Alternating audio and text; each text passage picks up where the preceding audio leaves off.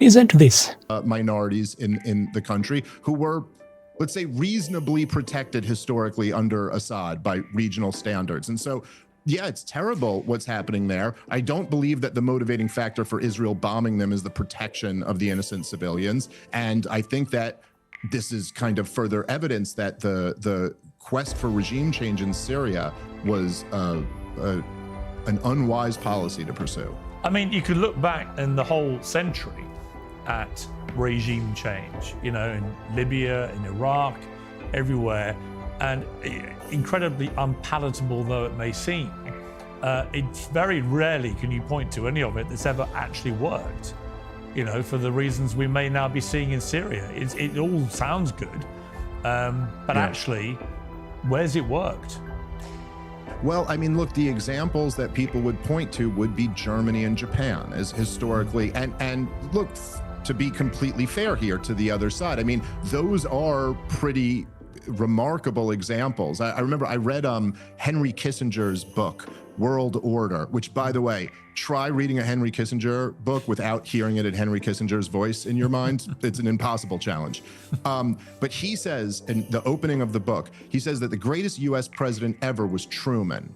And now, while I disagree with his assessment on this, but you could see from Kissinger's point of view, he goes, look, the greatest achievement ever by an American president was to defeat Germany and Japan and then bring them back into the world order. And however you feel about that, that is a pretty remarkable achievement. But let's not kid ourselves. What did it take in order to do that? But also, let me rephrase my statement. I wasn't talking that far back in history. I'm talking about since the Arab Spring.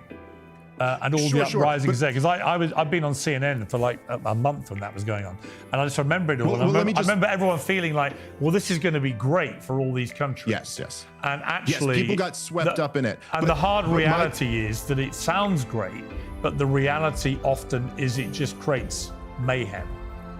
Yes, but so anyway, the point I was making is that you have to go that far back into history. We had to go to total war against the civilian population and take innocent civilian life in staggering numbers like we have never happened before in the history of the world. But also, you'd even have to ignore the precursor to World War II, which was World War I, when Woodrow Wilson said we're going to make the world safe for democracy. And the world certainly wasn't safe for democracy at the time. It was monarchs who ruled all of Europe. But when those monarchs were overthrown, what rose up was Lenin and Stalin and Adolf Hitler. And so even before those examples, we should have gone in knowing that regime change is a very risky game. And of course, to your point, the entire run of regime changes post 9/11 and those, you know, starting before the Arab Spring, but through it and after it, every last one of them has been a catastrophe. And so this is one of the things I was warning about a few weeks back when Donald Trump was talking about regime change and a lot of the war hawks were advocating for it in Iran. And they're trying to convince you, Piers, that the son of the Shah is going to walk in and take over and it's going to be liberal 70s Iran again. But there's simply no guarantee of that. And much like we're seeing now in Syria, we saw in Libya, we saw in Egypt, we saw in Yemen, we saw in Afghanistan, and we saw in Iraq. And these regime changes led to a far worse catastrophe than we had before them. Do you think there should be regime change in Israel? Well, I mean, I certainly wouldn't advocate a regime change war there because I've all the points I just made and I've seen how that worked. But in terms of like, there's lots of countries in the world I'd like to see the regime change. I'd love to see a regime change in North Korea and in Iran too, just not one that was imposed by outside force. And so certainly I meant a kind of organic one where Netanyahu's been delaying having an election. If there was an election, it just seems completely baffling to me that a majority of Israelis, and the polls suggest this is not the case, that they're not utterly repulsed by what is being done in their name now in Gaza. You know, you could easily construct, as I have done, a defense of what the Israeli government did to dismantle Hezbollah. Incredibly surgical, extremely successful from a military perspective, very little civilian casualties. You could just say that was an exemplar attack against a terror group, which was very successful. Similarly, I would defend their right to do what they did in Iran. I think you feel differently, but other people, take sides either way.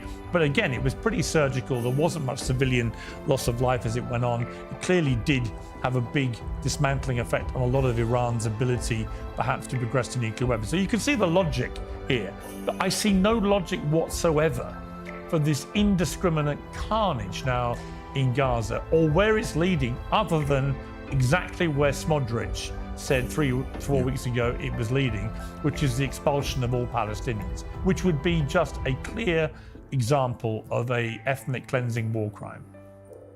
Yeah, well, that's exactly right. And look, I mean, we may disagree a little bit about the Iranian situation, but there's no question, right? The one in Gaza is the one that's just totally indefensible. I mean, when you think about it, it was, if I do my math right here, it was 19 months ago that South Africa brought their genocide case to the International Court of Justice, and the court ruled that it was plausibly a genocide then. And now, almost over a year and a half later, we're sitting here and the IDF is shooting at starving people as they're desperately trying to get a tiny bit of food. They're setting up a concentration camp, and they're openly talking about ethnic cleansing. They can call it relocation or transfer, but this is just pathetic euphemisms at this point. And so to be this a year and a half plus after they were credibly accused of genocide, I mean, this is indefensible. And I completely agree with you, Piers. It's shocking that the Israeli people, who I do not, through all this time, I have never once condemned the people of Israel. I always keep it to their government and the neoconservatives and the war hawks. But I am shocked, because there are good people in Israel, and it's shocking that they're not morally appalled by this, particularly given the history that us Jews have and how connected to that so many Jewish people are, that they'd be on the other side of this genocide. But then on top of that, I'm almost more baffled by their own instincts for self-preservation,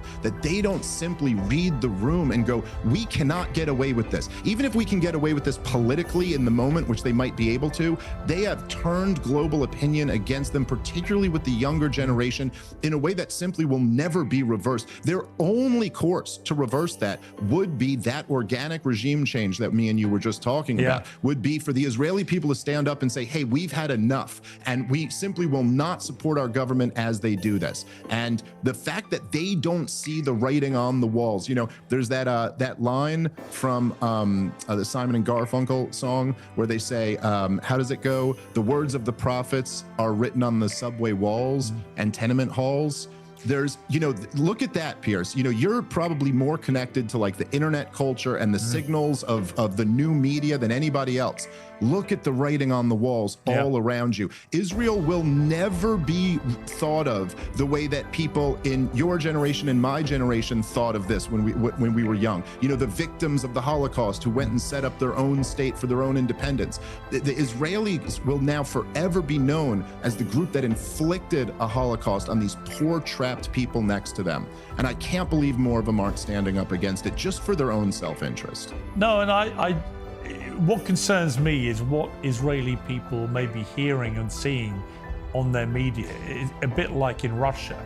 I'm told by people in Russia, it's just a constant diet of extremely pro-Russian propaganda gets pumped out morning, noon, and night. And that's really what the people hear.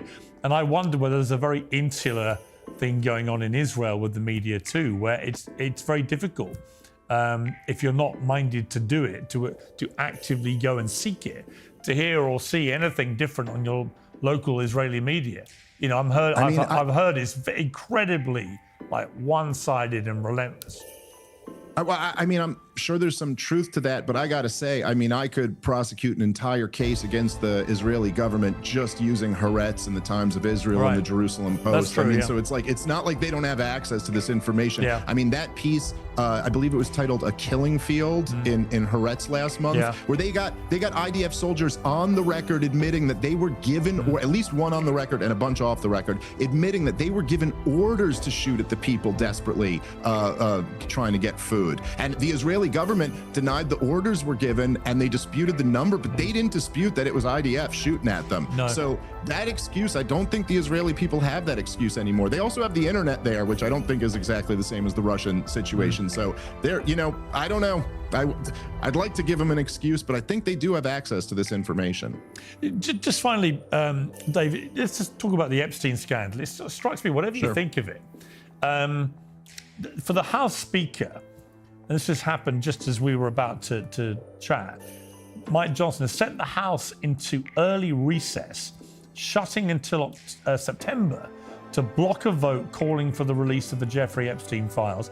He says it's because Democrats are playing political games. All other votes cancelled in order to prevent the vote on Epstein.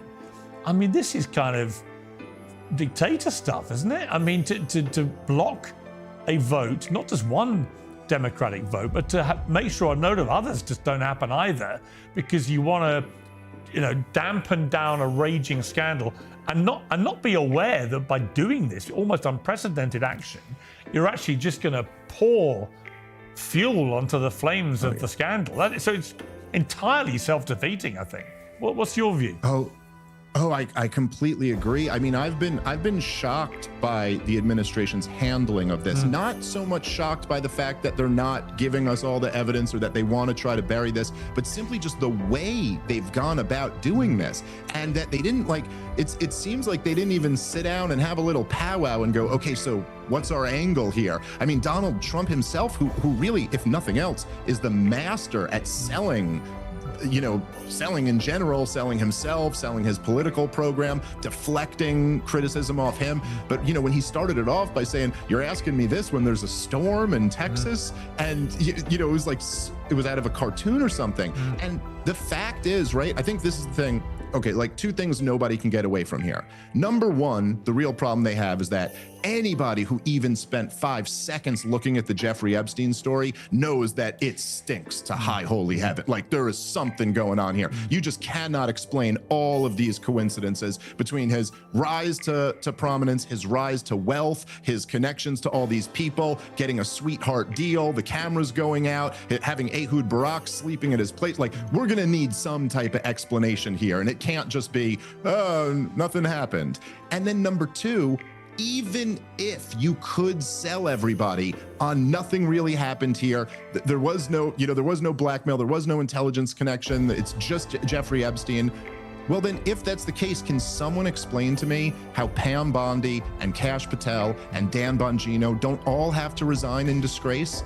Because you stoked the flames of this thing for years. I mean, not only Kash and Dan enriched themselves by stoking the flames of this and promising to get to the bottom of it. Pam Bondi put on that ridiculous stunt where she brought all these right-wing influencers in and said it was volume 1, implying there was much more to come, and then had just tricked all of them and given them stuff that was already in the public record. So even if it's true that there's no there, which I am not buying at all, you're all still implicated for hyping up this thing that I guess you were doing on completely false pretenses. Yeah, there's an old desert saying, if you take a thirsty camel to the edge of an oasis, you have to give it a drink.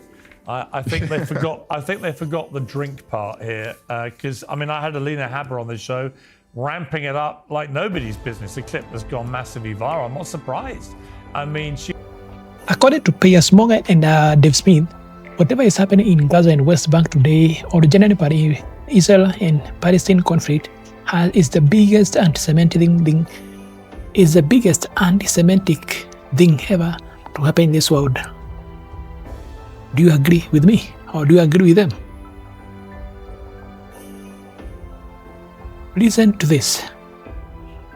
According to Piers Morgan, whatever is happening in Gaza and West Bank is the biggest anti-Semitic thing ever to happen.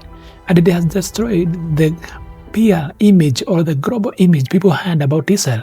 The global victim mentality is destroyed forever and ever. Amen.